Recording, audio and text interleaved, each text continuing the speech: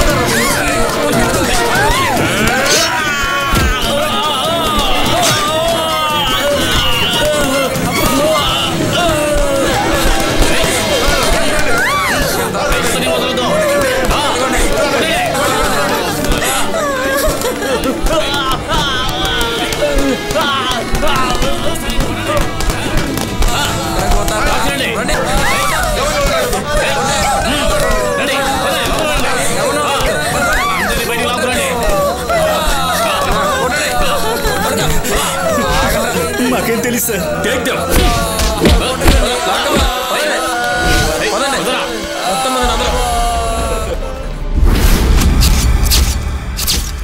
నాకు ఎలాంటి తలనొప్పి రాకూడదని చెప్పే కదయ్యా నిన్ను ఏటీఎస్ కి హెడ్ గా చేసింది. ముఖ్యమంత్రి అయిన తర్వాత ఈ విధమైన మీడియా అటాక్ ను నేను ఎదుర్కొన్నదే లేదు. కేవలం ఒకే ఒక్క రోజులో నేను ప్రజలకు శత్రువుగా, హ్యూమన్ రైట్స్ ను కాలరాసిన వాడిగా అయ్యాను. You are responsible for this. తీవ్రవాదుల వేటని చెప్పి పట్ట పగలు కూలీ నాలీ చేసుకునే అమాయక ప్రజలుండే కాలనీకి వెళ్లి గొడవలు చేసేవాళ్ళు ఎంత పెద్దవాళ్ళైనా సరే వాళ్ళని క్షమించేది లేదు. He has to go out. అందులో ఎలాంటి మార్పు లేదు. Durga, we want an explanation. ఈ బ్రూటల్ రైడ్ కు వెనక ఉన్న ప్రొవొకేషన్ ఏంటి? Nothing sir. ATS had nothing to do with the riots. Don't be absurd, Durga. What is so absurd about this, sir? Sir, Rehman కాలనీలో రైడ్ చేయాల్సిన అవసరం మా ATS కి లేదు. అనవసరంగా మత కలహాలను రెచ్చగొట్టి పత్రికలకు, మీడియాకు న్యూస్ ఇవ్వడం కోసం ATS ఇమేజ్ ను చెడగొట్టడానికి ప్లాన్ చేసిన అసాంఘిక శక్తులు చేసిన ఒక బ్లాక్ మూవ్. అదే ఈ రైడ్. మన రాష్ట్రంలోకి ప్రవేశించి కోటిలో బాంబ్ బ్లాస్ట్ జరిపిన అసలైన తీవ్రవాదిని కాపాడడం కోసం మాస్టర్ స్ట్రాటజీ.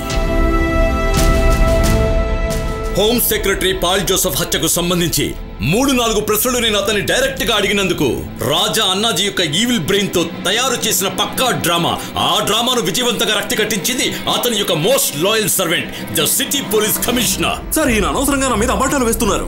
దయచేసి ఐజీ గారు చెప్పేవేవి మీరు నమ్మకండి సార్. తగిన ఆధారాలతోనే మేము ఆ రెహమాన్ కాలనీ మీద రైడ్ చేసాం. ATS దగ్గర, సీనియర్స్ ఆఫీసర్స్ దగ్గర మేము విషయం చెప్పి అనుమతి తీసుకుని వచ్చేలోపు తీవ్రవాదులు అక్కడి నుంచి తప్పించుకుని పారిపోయే అవకాశం ఉంది. So I acted immediately. కాలనీలో మాకు లభించినవి మెటీరియల్స్, ఆయుధాలు మాత్రమే కాదు, జిహాద్ గురించి ఆంధ్రాలో జరపబోయే విధ్వంసానికి సంబంధించిన కరపత్రాలు మాకు లభించాయి. ఆ విషయాన్ని ఐజీ గారు మర్చిపోయినట్టున్నారు. A convenient forgetfulness. ఆధారాలు మై లెఫ్ట్ బ్లడీ ఫుట్. పాత బస్తీలోని దేవయాని ప్రెస్ లో 2 రోజుల క్రితం అత్యవసరంగా ప్రింట్ చేసి రెహమాన్ కాలనీలోని కొన్ని ఇళ్లలో వాటిని దాచిపెట్టిన ఆ దొంగ నా కొడుకులెవరో ఈ దుర్గా ప్రసాద్ కి బాగా తెలుసు సార్. ఈ కొజ్జాకి తెలుసు. Sir, this is just ridiculous. నేను కస్టడీలోకి తీసుకున్న వాళ్ళు 6 ముస్లిం థగ్స్. కరపత్రాల్ని అచ్చు వేయించామని వాళ్ళు ఒప్పుకున్నారు. 2 రోజుల్లో కాశ్మీర్ వెళ్లిపోవడానికి ప్లాన్ చేసుకున్నారు. మిలిటెంట్ క్యాంప్స్ లో ట్రైనింగ్ పూర్తి చేసుకుని తిరిగి ఆంధ్ర రావాలని వాళ్ళు అనుకున్నారు. ATS దీని గురించి ఆందోళన చెందాల్సిందే లేదన్నప్పుడు ఎక్కడో ఏదో తప్పు జరిగింది అనిపించింది సార్. డబ్బాలు కొట్టుకోవడం కాదు, మనిషి అన్నాక కొంచెమన్నా దేశభక్తి ఉండాలి. So with your permission, Hong Kong లో ఉన్న నీ కోడెడ్ అకౌంట్ కి రాజా అన్నాజీ పంపిన యూరోస్ ను చూసి బలిసి కొట్టుకుని నా దేశభక్తిని శంకిస్తూ తప్పుగా మాట్లాడావో కొట్టానంటే వట్టలు పచ్చడైపోతాయి. ఏంట్రో ఇది? I'm sorry sir. Durga, will you please? Loss of self control sir.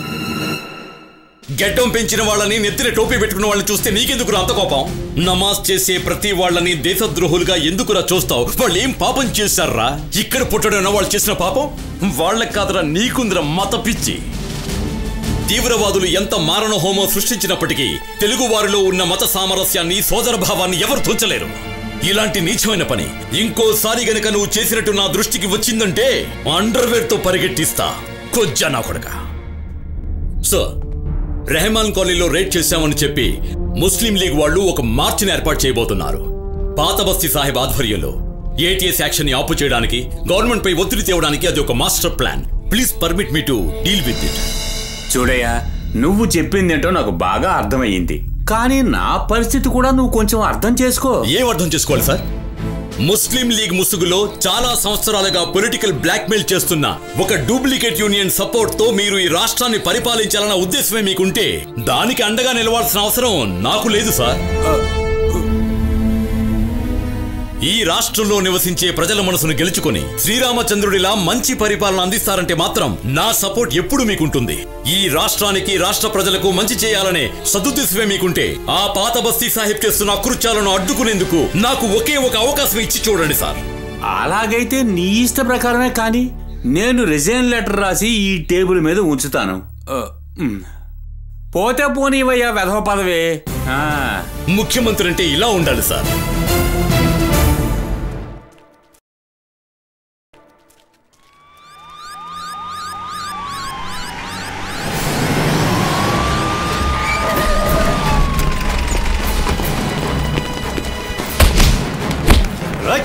తప్పుకోండి, తప్పుకోండి, తప్పుకోండి.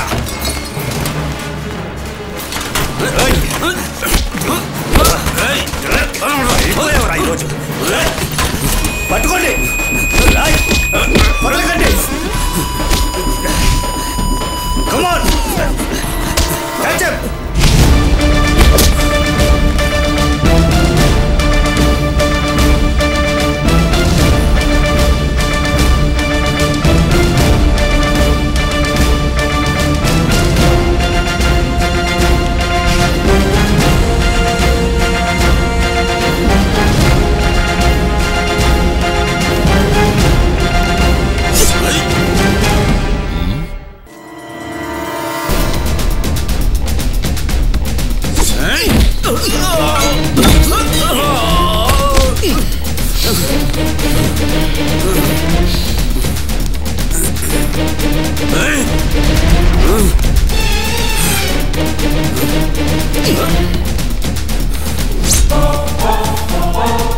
Take him.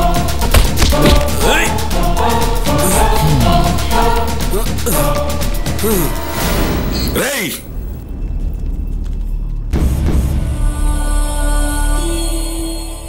ఏ దొంగ నా కొడుకురా మా పార్టీ ఆఫీసులోకి వచ్చి మా వాడిని లాక్కెళ్ళేది?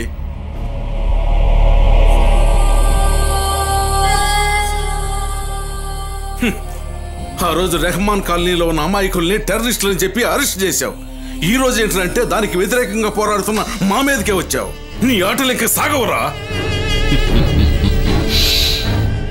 నేను ఈ ఆంధ్రప్రదేశ్ని 5 సంవత్సరాలు గుప్పిట్లో పెట్టుకుని వెళ్ళిన వాణ్ణి.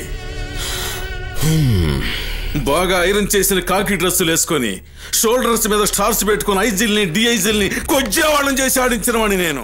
ఇంటి పని, వంట పని చేయించుకున్న వాడిని. నువ్వెంతరా నా వెంట్రుక మొక్క నరికి పోగులు పెట్టేస్తావు.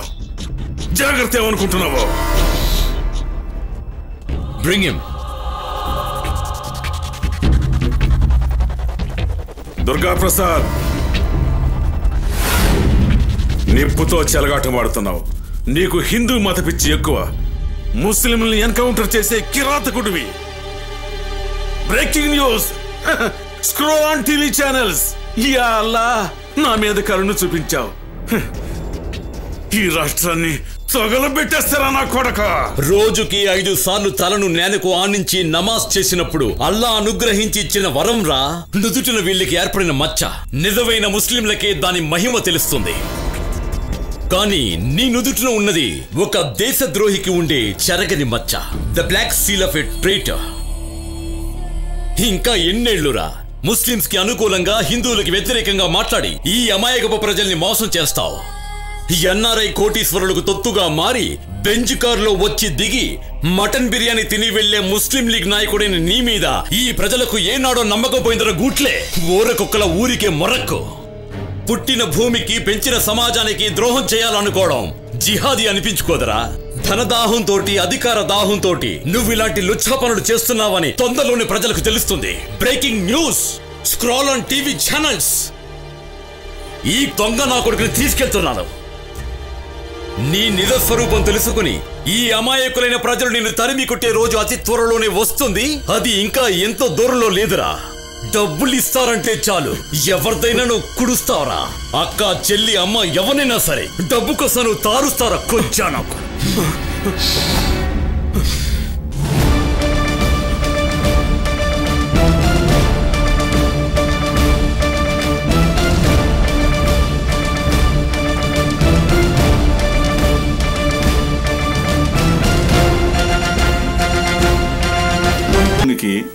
ప్రతిపక్షానికి సంబంధించిన నాయకుడైనా నేను ఎందుకో హాజరయ్యానని నువ్వు నన్ను అడగచ్చు.